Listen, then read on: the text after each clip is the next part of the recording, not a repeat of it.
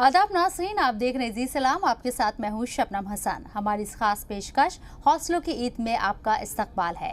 इस ईद में हमारे बीच फासला तो है, लेकिन दिलों में दूरियां नहीं है। इस ईद हम ना गले मिले, ना हाथ मिलाया, ना महफिलें की, लेकिन जज्बों, हौसलों और उम्मीदों में कोई कमी नहीं आई। दूर से हमने कहा ईद मुबारक।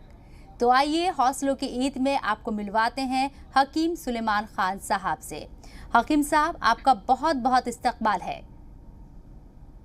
जरा नवाजी, शुक्रिया शबनम। सबसे पहले आपको बहुत बहुत ईद मुबारक। मुबारक आप सबको भी सलामत। हकीम साहब, आप आलमी शोहरत याफ्ता शख्सियत हैं और आज हमारे बीच हैं। सबसे पहले आप हमें बताएं कि आपने इस कोरोना बहरान के बीच ईद कैसे बनाई, और इसी के तय आप हमारे नाज़रीन की रहनुमाई करें। देखिए, फासलों की ईद पर आपने बात की है, जी तो मुझे एक शेर याद आ रहा है कि जिससे मेरा दिल ही ना मिले उससे हाथ मिलाना क्या। जिससे मेरा दिल ही ना मिले उससे हाथ मिलाना क्या। दिल के बदले हाथ मिलाना मेरे बस की बात नहीं। तो अब की बात सबने इसी तरह ईद मनाई है कि हाथ नहीं मिलाया और गले भी नहीं मिले। जी। और इस बहरान में देखिए, ये सब जरूरी था हम्म। और ये जरूरी है अभी कुछ दिन और। ये फासले दिल को छोड़कर और सारी चीजों के फासले, जी मुलाकात के फासले, हाथ मिलाने के फासले और मिलने मिलाने के फासले, सिर्फ यही एक रास्ता है जो हम इस बहरान की चैन तोड़ सकते हैं। और अवाम किसी भी हुकूमत की कामयाबी अवाम के ताउन के बगैर अधूरी है। जी। और अब हम कम से कम दिल्ली में और बॉम्बे में ऐसा कर रहे हैं कि हमारा जो वायरस का परेशानी है वो कम होती जा रही है, और हो सकता है अगले हफ्ते तक हम इससे निपटने में भी कामयाब हो जाए, बीमारी को कम कर सके। जी हकीम साहब, आप लोगों की रहनुमाई करते रहते हैं। ये मुश्किल वक्त है, ऐसे में लोग किस तरह के एहतियात बरतें? मास्क लगा रहे हैं, लेकिन ये सेकंड वेव है, बहुत ज़्यादा खतरनाक है। ऐसे में और ज़्यादा जिम्मेदारी लोगों की बढ़ जाती है एहतियात को लेकर, क्या कहेंगे? और देखिए, ये जिम्मेदारी तो हर शख्स पर लाजिम है, चाहे वो हुकूमत के लोग हों चाहे अवाम के लोग हों। लेकिन इसके अलावा जो जिम्मेदारियां हैं वो हैं सेहत का ख्याल रखना। जिसको जो भी बीमारी है वो उसका इलाज करते हुए अपनी सेहत का ख्याल रखें, और एक डोज रोजाना जरूर लें इम्यूनिटी की। जो भी लोग इम्यूनिटी की दवा ले रहे हैं और मुस्तकिल ले रहे हैं, वो लोग आज भी महफूज हैं। जो लोग इस मर्ज को गर्दानते नहीं थे, मैंने देखा वो एक एक करके रुखसत हो रहे हैं दुनिया से। हमारा दुश्मन हमें नजर नहीं आता, और हमारे अंदर एक सुरक्षा कवच होना चाहिए जिसको हम इम्यूनिटी कहते हैं। इम्यूनिटी के लिए चिलगोजे का गोंद अगर इस्तेमाल किया जाए एक चने की दाल के बराबर हर बालिग शख्स इस्तेमाल करे तो उसको तहफ़्फ़ुज़ मुमकिन है। डॉक्टर साहब, हमने देखा है जो सेकंड वेव है, ये सेकंड जो लहर है, इसके अंदर जो यूथ है, जो नौजवान है, बहुत ज़्यादा मुतासिर हो रहा है। और ये बीमारी ऐसी है, ये सेकंड वेव ऐसी है, ये वायरस ऐसा है कि वक्त नहीं दे रहा है लोगों को संभलने का। ऐसे में ऑक्सीजन लेवल बहुत ज़्यादा कम हो जाता है लोगों को। आप भी जानते हैं कि ऑक्सीजन को लेकर कितना कोहराम मचा हुआ है। अब थोड़े से हालात ठीक हुए हैं, तो ऐसे में आप क्या सलाह देंगे? देखिए, क्योंकि ये बीमारी फेफड़े पर असर करने वाली है, और फेफड़े मुतासिर होंगे तो जाहिर है कि हमारी सांस के जरिए, फेफड़ों के जरिए ऑक्सीजन हमारे खून में मिलती है। अगर वो फेफड़े आलूदा हो जाते हैं तो ऑक्सीजन मिलना बड़ा मुश्किल हो जाता है। तो इसके लिए जो लोग सर्द मिजाज हैं, जो लोग ऐसे हैं, खांसी, नज़ला, बलगम, छींके, एलर्जिकल, अस्थमा, ये लोग अपनी खास एहतियात रखें और खट्टी चीज़ कोई ना खाएं। खट्टी चीज़ खाएंगे तो फौरन मुतासिर हो गए। और कभी भी किसी को अगर ग्लूकोज की कमी हो जाए, ऑक्सीजन की कमी हो जाए ख़ास तौर पर, तो वो अपने बेड पर उल्टा लेट जाए ऐसे करके, और ऐसे जैसे सजदे की हालत होती है, या तो ऐसे लेटे या फिर सीधे उल्टे लेट कर तकिया अपने सीने के नीचे लगाकर और सर ऐसे ऊपर उठाकर अगर लेट जाए तो ऑक्सीजन की कमी फौरी तौर पर हमें ऑक्सीजन मिलने लगती है और फेफड़े हमारे पूरी तरह खुलने लगते हैं। जी, यूनानी थेरेपी में कोरोना बीमारी को किस हद तक हराया जा सकता है और कैसे? देखिए, यूनानी थेरेपी से ही इससे कबल कोरोना को हम हराते थे। तो जो इस वक्त की हुकूमत की एहतियात है वही होती थी। हुकूमतों की तरफ से ऐलान होता था जो जहाँ है वहीं पर रह जाए, सफ़र ना करे। लेकिन हमसे गलतियां हुई हैं कि हम लोगों ने बहुत सफ़र किया, मेहमानों को दावत दी और हम खुद मेहमान बनकर गए। फिर इसी दौरान इलेक्शन आ गए और फिर दूसरे इलेक्शन और तीसरे इलेक्शन। ये भी नहीं होना चाहिए था एक तिब्बी नुक्ते निगाह से। और पहले लोग देखिए ये बात बहुत डीप समझते थे कि हमें सफ़र नहीं करना, हम जहाँ हैं वहीं पर रुक जाएं जी। और अपने आप को महफूज कर लें। ये महफूज करने के लिए वो ताकतवर लोग भी होते थे, और वो लोग जो चीज़ें इस्तेमाल करते थे, मुकव्वी चीज़ें इस्तेमाल करते थे, इम्यूनिटी की दवा लेते थे। मैं जो आज बार बार तारुफ कराता हूँ गौन चिलगोजे का, ये एक ऐसी दुनिया की इम्यूनिटी की दवा या कह लीजिए ग़िज़ा कह लीजिए या रॉ मटेरियल है, जो जिसको मिल गया उसको एक चने की दाल के बराबर इस्तेमाल करना है और एक चुटकी सोडा खाने का होता है, वो एक गिलास गर्म पानी में मिलाकर फिर ये पी लेना है। अगर जिन लोगों को ये हासिल हुआ उनको समझो कि वो हिफाजत से रह सकते हैं। डॉक्टर साहब, खाने पीने का बहुत ज़्यादा ख्याल रखना है इस बीमारी के दौरान। फल बहुत ज़्यादा खाने ये भी बताया जा रहा है, लेकिन फल जैसे कि बहुत महंगे हैं मार्केट के अंदर, तो ऐसे में जो आम लोग हैं वो किस तरह से अपने दस्तरखान में जो ज़रूरी चीज़ें हैं इस बीमारी से लड़ने के लिए वो शामिल करें, और वो चीज़ें कौन कौन सी हैं? देखिए, कुदरत की मेहरबानी है कि उसने सस्ते और महंगे सभी चीज़ें बनाई हैं। जो लोग ये चाहते हैं कि मुकव्वी ग़िज़ाएँ, ताकतवर चीज़ें लें, तो देखिए सेब जो लोग नहीं ले सकते तो वो ये ले सकते हैं, चना ले सकते हैं। चना काफ़ी ताकतवर होता है, हज़म करने की चीज़ के साथ ले सकते हैं। और जो लोग अखरोट नहीं ले सकते वो अलसी ले सकते हैं, 1 चम्मच, काफ़ी सस्ती आती है। अखरोट महंगा आता है तो अलसी सस्ती आती है। जो लोग फ़िश नहीं खा सकते, जो गोश्तखोर हैं, वो फ़िश खाते हैं। फ़िश में भी बहुत ज़्यादा ताकत होती है, तो वो लोग अलसी ले सकते हैं। हर तरह का ग़िज़ा है। और विटामिन सी, देखिए सब लोग ये शोर मचा रहे हैं विटामिन सी लो, विटामिन सी लो, लेकिन विटामिन सी खतरनाक है। विटामिन सी देखिए नींबू में होती है, लीमू में, जी। संतरे में, मौसमी में, आंवले में, लेकिन ये गर्म मिजाज लोगों के लिए है। हर तरफ से ये आवाज़ आ रही है और हर अखबार और हर चैनल ये कह रहा है विटामिन सी, डॉक्टर भी कह रहे हैं विटामिन सी खतरनाक है उन लोगों के लिए जो सर्द मिजाज है। सर्द मिजाज लोग विटामिन सी बिल्कुल ना लें। ये ठंडी चीज़ें उनके लिए नुकसानदेह है। ये मैं बार बार आपसे कह रहा हूँ कि जी। ठंडे मिजाज के लोग विटामिन सी बिल्कुल इस्तेमाल ना करें। डॉक्टर साहब, जैसे कि मौसम चेंज हो रहा है, ऐसे में जो मौसमी बीमारियां वो भी लोगों के घरों में हैं, हम देख रहे हैं किसी को सर्दी जुकाम है, ऐसे में बुखार भी आ जा रहा है, तो लोगों में एक डर पैदा हो जा रहा है कि भाई ये कोरोना के अलामत तो नहीं है। ऐसे में कैसे फ़र्क करें जो कोरोना के सिम्टम्स है और मौसमी बीमारियों को लेकर? हाँ, देखिए मैं कितना भी कहूँ लेकिन अवाम में घबराहट तय है। लेकिन एक काम ज़रूर करें कि जब भी बुखार आए तो पैरासीटामोल ज़रूर लें। ये जो बुखार की दवा का सॉल्ट होता है उसे पैरासीटामोल कहते हैं। जैसे क्रोसिन और कॉलपॉल, बहुत सारे नामों से अलग अलग कंपनियां बनाती हैं, लेकिन बात एक ही है, उसमें पैरासीटामोल ही होता है। तो बुखार की दवा फौरन ले लिया करें।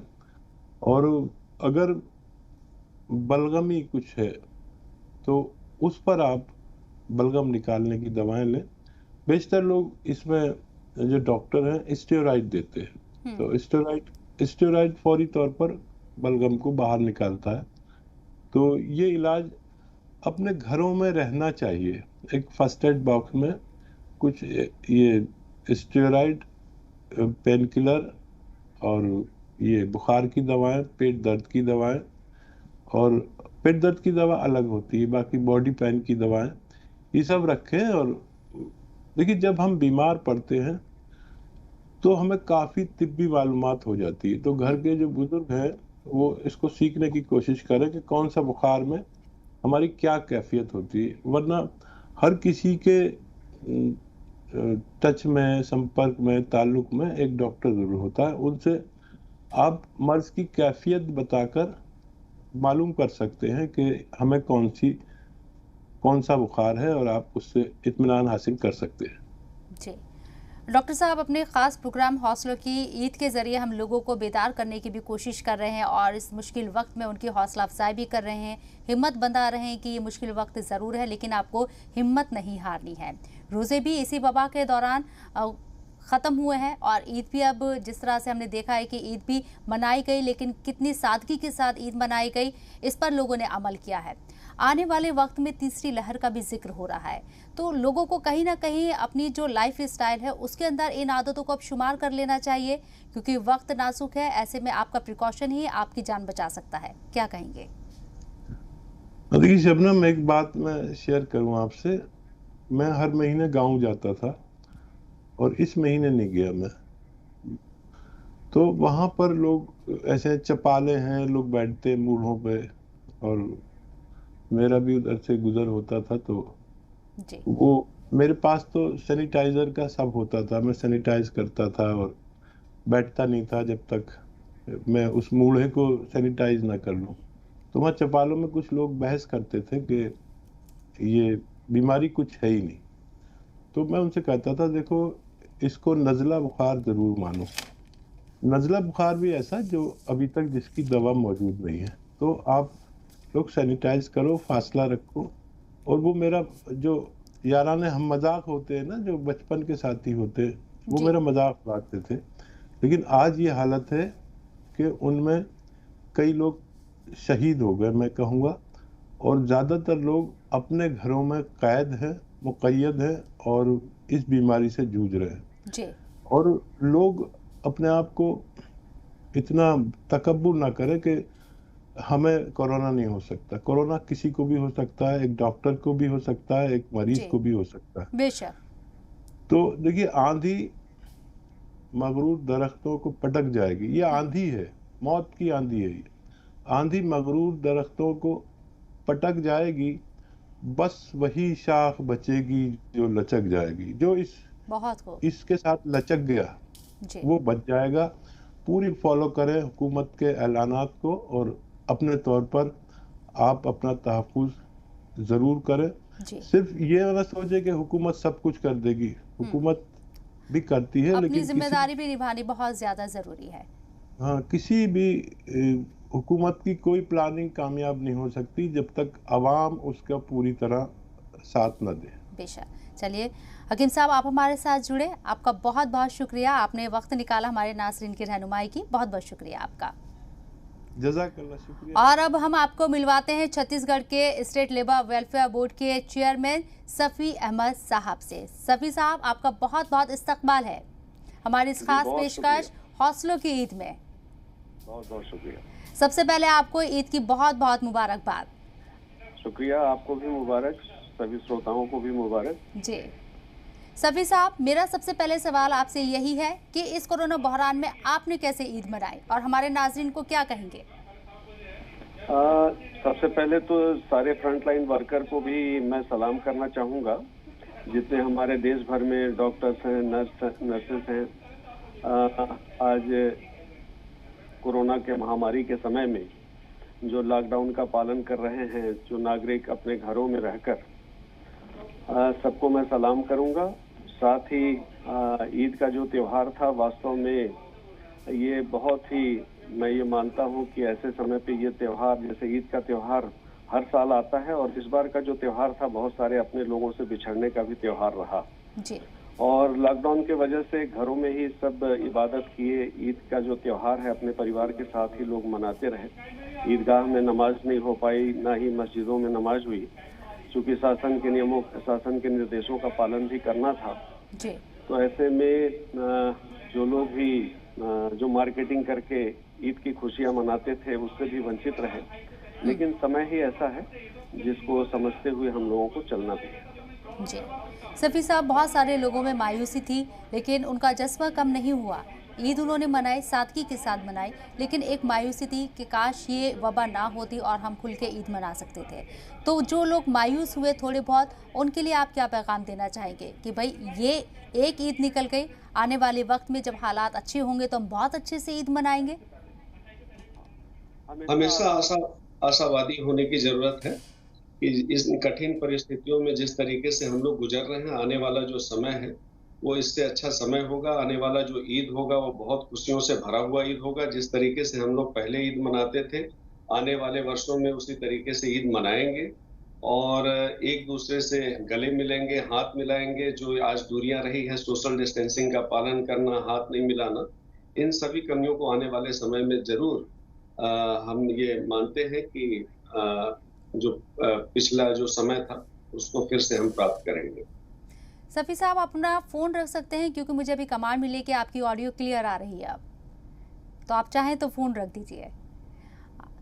सवाल मैं आपसे ये करना चाहूँगी सफ़ी साहब, आप बहुत ज़्यादा लोगों के बीच रहते हैं, लेकिन आपने भी देखा होगा कि इस ईद पे आप ना तो किसी से मिल पाए होंगे और ना ही किसी को गले मिलकर ईद मुबारक आपने कहा होगा। लेकिन हाईटेक ज़माना है और वीडियो कॉल के ज़रिए आप लोगों के साथ जुड़े होंगे, ईद मुबारक कही होगी, लेकिन क्या आपको कुछ खलिश नज़र आई कि काश हम मिल पाते अपनों से?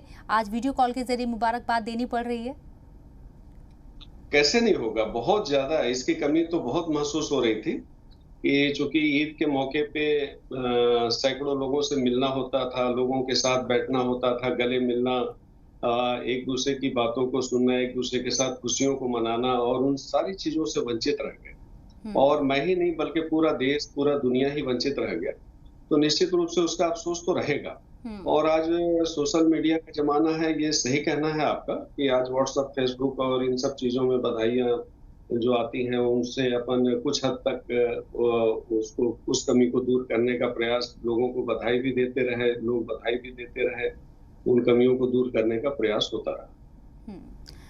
सफ़ी साहब, आप उन लोगों को क्या कहेंगे जो आपके साथ लगातार जुड़े रहे और काम करते रहे, लेकिन इस वबा के दौरान बहुत सारे ऐसे भी लोग होंगे जो आपके जाने वाले इन्फेक्टेड हो गए होंगे, मुतासिर हो गए होंगे कोरोना से। ऐसे में आप उनकी किस तरह से हिम्मत यहाँ उनकी बंधाएंगे, कैसे उनकी हौसला अफजाई करेंगे, और जो तमाम नाज़रीन आपको देख रहे हैं, सुन रहे हैं, उनको किस तरह से आप मोटिवेट करेंगे? आज जो ये एक कठिन समय से पूरा देश और दुनिया गुजर रहा है, और ऐसे समय में हिम्मत के साथ, पॉजिटिविटी के साथ अपने को आगे बढ़ते रहना है। और निश्चित रूप से आज छत्तीसगढ़ में हम लोग रह रहे हैं, यहाँ भी लगभग 11,000 लोगों की मौत कोरोना के कारण हुई है। बहुत सारे ऐसे परिवार हैं जिन परिवार के मुखिया की मृत्यु हो गई, वो अपने बीच में नहीं रहे। बहुत सारे हमारे अच्छे साथी हमारे बीच से चले गए, इसका अफसोस हमेशा रहेगा। और ऐसे समय पे जब सारी चीजों को हम लोग देख रहे हैं, बहुत करीब से समझ रहे हैं, तो आज हम लोगों को और सतर्क होने की आवश्यकता है कि आज जो शासन के जितने निर्देश हैं उसका पालन करें, कि सोशल डिस्टेंसिंग का पालन करें, मास्क जरूर लगाएं। साथ ही जो आज वैक्सीनेशन देश भर में प्रारंभ की गई है, इसका जरूर हम लोग उपयोग करें, क्योंकि यही एक बचाव का माध्यम बन सकता है। और मैं ये मानता हूं कि एक लिमिटेशन है बचाव करने का भी, और उससे ज्यादा हम नहीं कर सकते, क्योंकि एकदम से ऐसा संभव ही नहीं होगा कि घर में बैठे रहें और पूरा जीवन हम गुजार दें, ऐसा हो ही नहीं सकता। तो वैक्सीनेशन ही एक माध्यम है, उसका सहारा जरूर हम लोग लें। आने वाले समय में मेरे ख्याल से पूरे देश भर में ये उपलब्ध भी होगा। हर स्टेट में इस दिशा में कार्यवाही आगे बढ़ चुकी है, कुछ लगने भी लगे हैं। आने वाले समय में जब लगे तो उसका पूरा उपयोग करें। बिल्कुल सफ़ी साहब, जैसे कि आपने कहा कि हम हर टाइम घर में नहीं बैठ सकते, हमें बाहर भी निकलना होगा। खुद को हमें महफूज रखने के लिए कुछ हद तक प्रिकॉशन जो हम ले सकते हैं वो हमें लेने चाहिए, वैक्सीनेट खुद को कराना चाहिए। लॉकडाउन किसी भी मसले का हल नहीं है, लेकिन हालात जब बिगड़े हैं तो तमाम रियासतों में लॉकडाउन या कोरोना कर्फ्यू नाफिज किया गया है। लेकिन जैसे कि आपने भी कहा कि आने वाले वक्त में ये लॉकडाउन हट जाएगा, कोरोना कर्फ्यू भी खुल जाएगा। ऐसे में जब लोग बाहर निकलेंगे, क्योंकि हमने देखा है कि पहले जब वेव आई थी तो लोग जब केसेस कम हो गए तो उसके बाद से लापरवाह होते नजर आए थे। लोगों ने मास्क लगाना छोड़ दिया था, सोशल डिस्टेंसिंग जो है उस पर अमल करना छोड़ दिया था। अब डॉक्टर्स के जरिए, एक्सपर्ट्स के जरिए कहा जा रहा है कि भाई तीसरी लहर भी आएगी, तो ऐसे में और ज़्यादा प्रिकॉशन लेने होंगे। जो एहतियात अब हम बरत रहे हैं उससे और ज़्यादा सतर्क रहना होगा। बिल्कुल, बिल्कुल रहना होगा, क्योंकि ये कहा भी गया है कि सावधानी हटी और दुर्घटना घटी। तो इसको हम लोगों को समझ के चलना ही होगा। जिस तरीके से पहला दौर कोरोना का आया और जो आप कह रही हैं कि लापरवाह हुए, आम जनता के साथ साथ भारत सरकार भी लापरवाह हो गई, जिसके कारण आज पूरे देश भर में एक स्थिति, काफी नाजुक स्थिति को देखने को भी मिला कि लोगों को ऑक्सीजन तक नहीं मिल पा रहे थे, बेड्स नहीं मिल पा रहे थे। तो वैसे स्थिति में आज छत्तीसगढ़ में, चूंकि यहाँ छत्तीसगढ़ में माननीय भूपेश बघेल जी की सरकार है और छत्तीसगढ़ में स्वास्थ्य मंत्री माननीय टी.एस. सिंहदेव जी हैं, और इनके कुशल कार्यशैली के कारण आज पूरे छत्तीसगढ़ में मैं ये मानता हूँ कि अफरा तफरी की स्थिति नहीं रही और बहुत हद तक कंट्रोल रहा कि सारी व्यवस्थाएं मिलती गई। कहीं कोई ऑक्सीजन की कमी नहीं हुई, ना ही बहुत ज्यादा कहीं बेड्स की कमी हुई है, बल्कि जो रेमडेसिविर के लिए पूरे देश भर में जो दिक्कत महसूस हो रही थी, हमारे छत्तीसगढ़ में पर्याप्त मात्रा में बहुत हद तक रेमडेसिविर उपलब्ध रही है। तो इस दिशा में छत्तीसगढ़ शासन के माध्यम से अच्छा कार्य भी किया गया और मैं ये मानता हूँ कि आने वाले समय में भी अच्छे कार्य होंगे। आज छत्तीसगढ़ में वैक्सीनेशन में भी दूसरे स्थान पे हमारा स्टेट है और दूसरे स्थान पे जो टेस्टिंग हो रही है उसमें भी हम छत्तीसगढ़ में पूरे देश में छत्तीसगढ़ दूसरे स्थान पे। तो इस तरीके से अन्य स्टेटों में भी मजबूती से अब काम की शुरुआत हुई है, तो वहाँ भी शायद स्थिति, अब जो हालात है वो सुधार देखने को मिलेगा। सफ़ी साहब, हम हौसलों की ईद मना रहे हैं। इस प्रोग्राम का मकसद यही है कि इस मुश्किल वक्त में हम लोगों की हौसला अफजाई कर सके। कोरोना बहरान की वजह से बहुत सारे लोगों की नौकरियां चली गई हैं। लॉकडाउन नाफिज होता है, जो लोग रोज़ कमाते हैं, रोज़ खाते हैं, उनकी कहीं ना कहीं रोजगार पर बहुत ज़्यादा असर पड़ा है। ऐसे में आप उन्हें क्या मशवरा देंगे? अभी छत्तीसगढ़ शासन के माध्यम से तो लगभग 8,40,000 मजदूर मनरेगा के माध्यम से काम कर रहे हैं और जो फैक्ट्रियों में जो मजदूर काम कर रहे हैं लगातार वो काम कर ही रहे हैं। लेकिन इसके अलावे जो ठेला वाले, गुमटी वाले, ऑटो वाले जो मजदूर हैं, जो घरों में काम करते थे, ऐसे लोग बेरोजगार हुए हैं, जो काफी चिंता का विषय है और हम लोग बहुत नजदीक से देख रहे हैं कि उनकी समस्याएं भी दिन प्रतिदिन बढ़ते जा रही है। और वैसे में जो सामाजिक संगठन के लोग हैं पूरे प्रदेश भर में, देश भर में जो सहयोग कर रहे हैं, जिनके कारण वो स्थिति नियंत्रण में है। और मैं ये मानता हूँ कि आज भी हम लोगों को जब तक इस जो एक वबा फैली हुई है, इससे जब तक निजात ना मिल जाए, तब तक हम लोगों को इस पे कड़ी नजर रखनी होगी कि हम आसपास में देखते रहें कि कहीं भी कोई भूखा ना सोए। जो भी सक्षम लोग हैं उनकी जिम्मेदारी भी है कि जितना सेवा कर सकें वो सेवा करें। ये एक ऐसा समय है जब एक दूसरों का साथ देना, एक दूसरों का हौसला बढ़ाना, उनकी मदद के लिए आगे आना, ये बहुत जरूरी है और सब मिलकर ही हम इससे मुकाबला कर पाएंगे और एक अच्छे स्थिति में आ पाएंगे। सफ़ी साहब, जिस तरह से हमने देखा था कि पिछली बार जब कोरोना की फर्स्ट वेव आई थी तो लोग बहुत ज़्यादा लोगों की मदद के लिए सामने आए थे। लोग सड़कों पर लोगों को खाना तकसीम कर रहे थे। कोई अगर पता लगता है किसी के घर खाना नहीं बना है किसी वजह से, या खाना बनाने के लिए उसके पास सामान नहीं है, तो अशिया मौजूद कराई गई थी। लेकिन इस बार हमने देखा है कि लोग खाने पीने की चीज़ों से हटकर तिब्बी जो सहूलियात हैं उसमें ज़्यादा खदमत दे रही हैं। तो ऐसे में ये भी करते रहे लोग और साथ ही साथ दूसरे लोग भी शामिल आए। अपने तरफ से जितना बन सकता है, जितना हो सकता है, खाने पीने की जो चीजें हैं, खाना है, उसके ऊपर भी गौर किया जाए। बिल्कुल जरूरी है ये। और हम लोग ये देख रहे हैं कि पूरे छत्तीसगढ़ में और पूरे देश भर में जैसे 2 महीने का राशन मिला है, साथ ही छत्तीसगढ़ शासन के माध्यम से भी जगह जगह जो व्यवस्था की गई है कि यदि कोई व्यक्ति जिसके पास राशन कार्ड नहीं है उसको भी सूखा राशन उपलब्ध कराना है। साथ ही हम लोगों के सामाजिक संगठनों के माध्यम से भी अभी भी वितरण किए जा रहे हैं स्टार्टिंग जो स्थिति बनी थी कि जो दूसरा वेव आया था वो काफी बड़े पैमाने पे लोगों की लोगों में जो कोरोना पाया गया और उसके कारण जो हॉस्पिटल की जो स्थिति थी वो काफी जितने बेड्स थे उससे अधिक मरीज थे, उसमें ज्यादा जो अपने सामाजिक कार्यकर्ता जी। है वो लगे रहे उन काम में।